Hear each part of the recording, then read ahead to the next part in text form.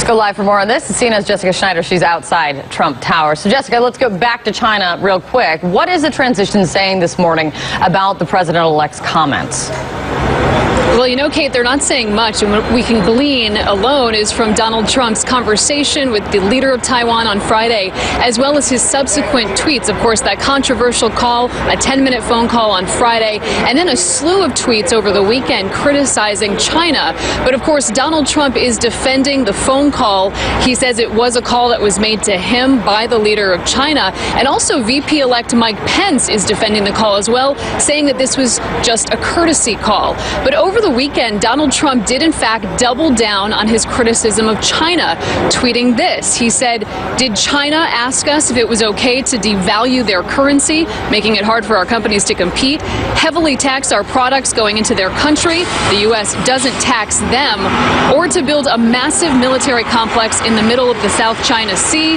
I don't think so." Now, to be sure, Donald Trump did make many of these remarks when he was campaigning, talking about China devaluing its currency. But of course, now, with about 6.5 weeks to go until Donald Trump assumes the presidency, there is a lot of concern that this could be a new hostile era in U.S.-China relations. In fact, right after this phone call with the leader of Taiwan, Chinese officials scrambled, called the White House, tried to get some clarification, and there have been a slew of statements over the weekend from the Foreign Ministry of China. They haven't said much in particular, but they do say that they don't want to further scrutinize or analyze Donald Trump's actions or his tweets, and then continuing to reiterate that the policies that have stood with the U.S.-China relations over the past 4 decades, that they need to continue to stand to continue that relationship, in particular, that one China policy. So a lot of confusion here. Will this mean a change in policy?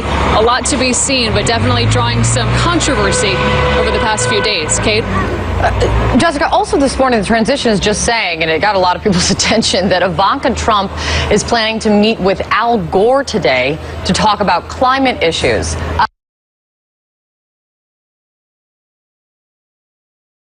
That's a little surprising, to say the very least. Yeah, you know, the future first daughter meeting with the former vice president, Trump, may be making this one of her signature issues as well. It's something she hasn't really spoken out about.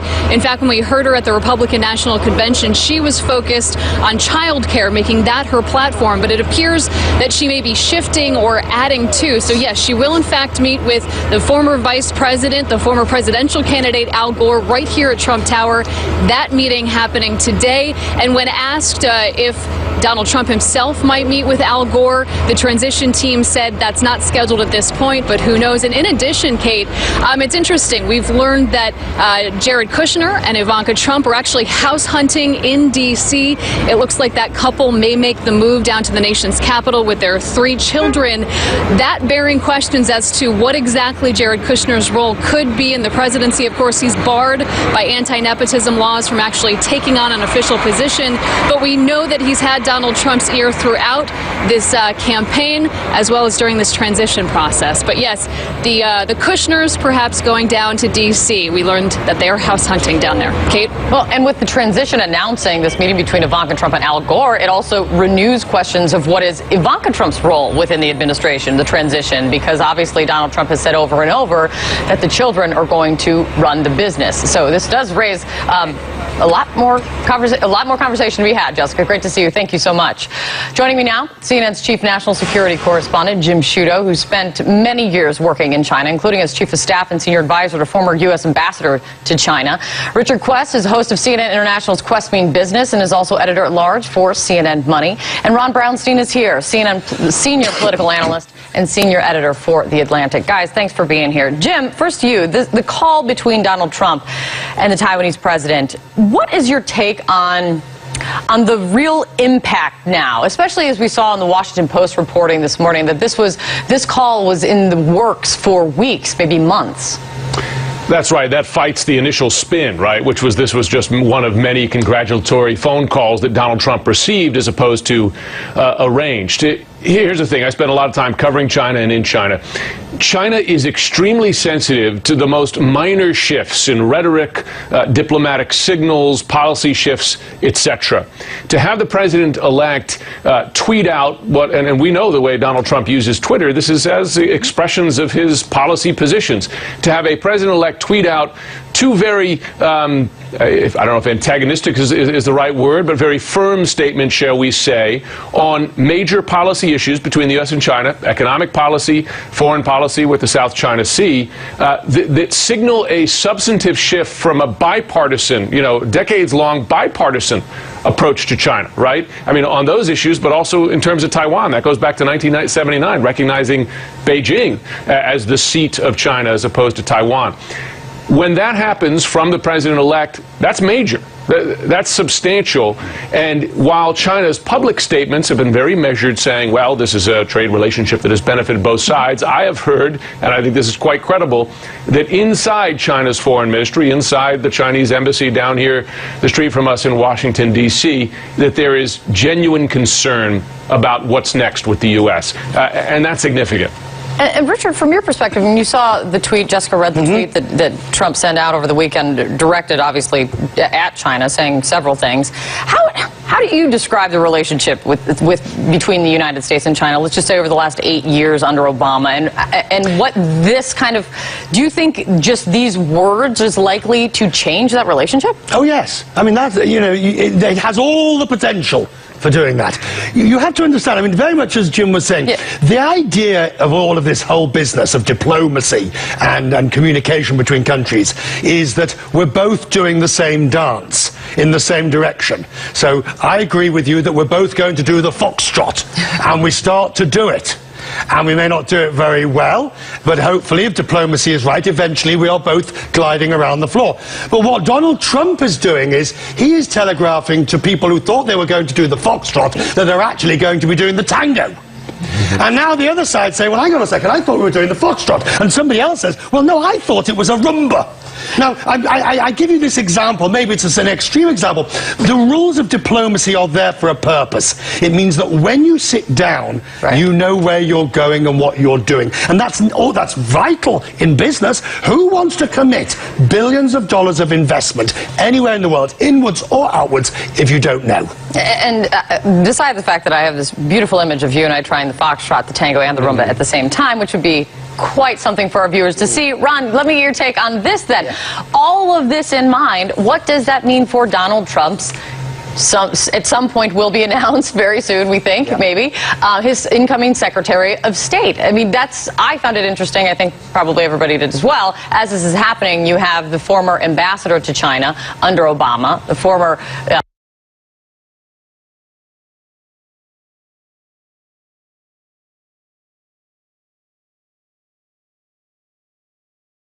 Governor Jon Huntsman's name being kind of added to the list of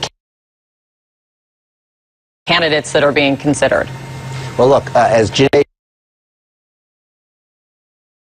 operation going on at the same time. And on the one hand, Donald Trump is clearly signaling a more on his doorstep, a giant Christmas package wrapped up as economic power in Asia, and allowing now China to fill the gap with their own regional free trade. Shares the same coordinates in their views of the world as Donald Trump, and is also credible as an international figure as Secretary of State. That is a narrow needle to thread, and I think you are seeing the difficulty of doing that play out as this process continues. You can see some of that concern, Jim. I don't know if concern, but it's also questions are, of course, immediately going to Republicans on Capitol Hill. I heard Mike McCarthy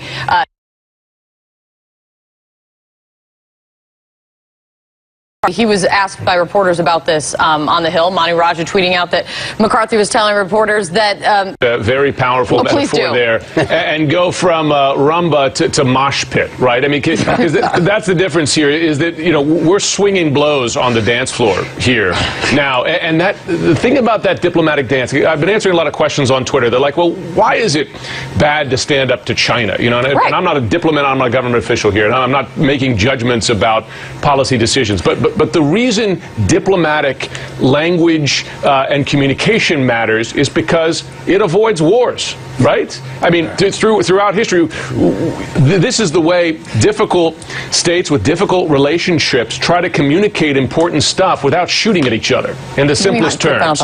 And one other... Oh, sorry. And that's why I was just going to say, and right now the U.S. and China have disputes that have the potential to escalate. One over the militarization of man-made islands in the China Sea, you know, trade issues, human rights issues, etc. So this kind of communication matters. What is China doing? And the important point also is we shouldn't be having these discussions at such level of detail until January the 21st, when the president-elect takes office. The US only has one president at each time. We're always told by both the winner and the incumbent. Well, maybe that also, though, says that he hasn't done anything yet. He has. He's with these statements. Words count. Words matter. Well, a lot of people would say words played less of a for in this. The changing world captured in one image. I will put up the picture. A lot of folks have been pointing to this, as a lot of folks describing this picture taken less than a year ago. Gertrude's already laughing. Right. Obama with the world leaders from the UK, France, Italy, Germany. This was taken in April 2015. Since then, just take a look around, especially after over the weekend. Angela Merkel's really the last one standing. Obama's on his way out. Hollande is not seeking re-election, and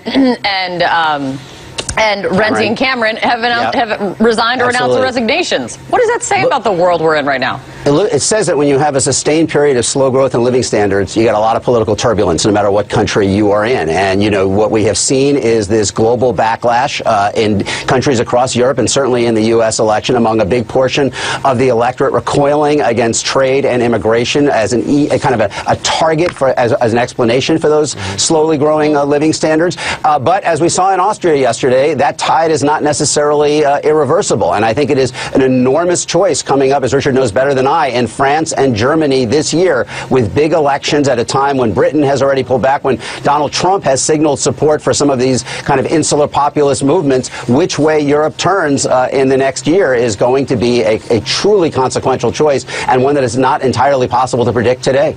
Guys, great to see you. Noteworthy, Ron did not make a dance metaphor. Thanks, guys. Great to see you. Much appreciated.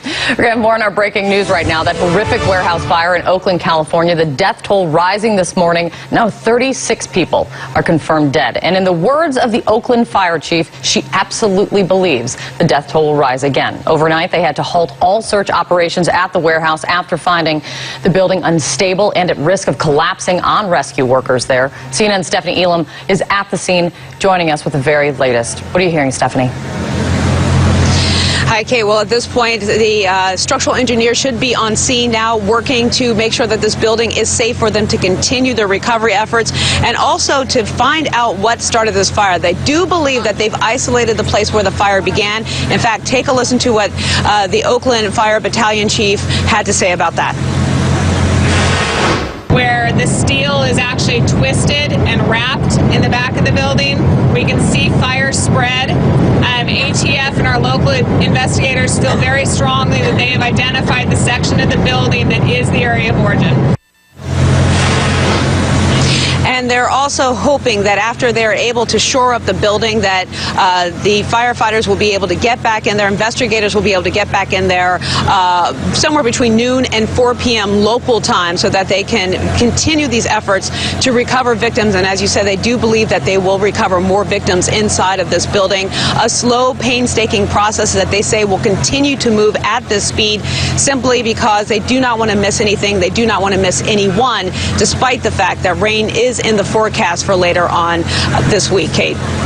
That doesn't help their efforts at all. Stephanie, thank you very much for keeping a close eye on that. And in minutes, I'm going to speak live with the city's district attorney, who is launching a criminal investigation into that horrific fire over the weekend. This is also ahead for us. An armed man walks into a pizza restaurant in D.C., fires a shot. Why was he there? He wanted to self-investigate a fictitious news story, conspiracy theory involving Hillary Clinton. I'm going to speak live with a witness who was inside the restaurant when this happened. And right now, the jury in the trial, the South Carolina officer charged with murdering Walter Scott. The jury is back in the room after one of the jurors refused to join in the majority. Hear about the note he sent to the judge.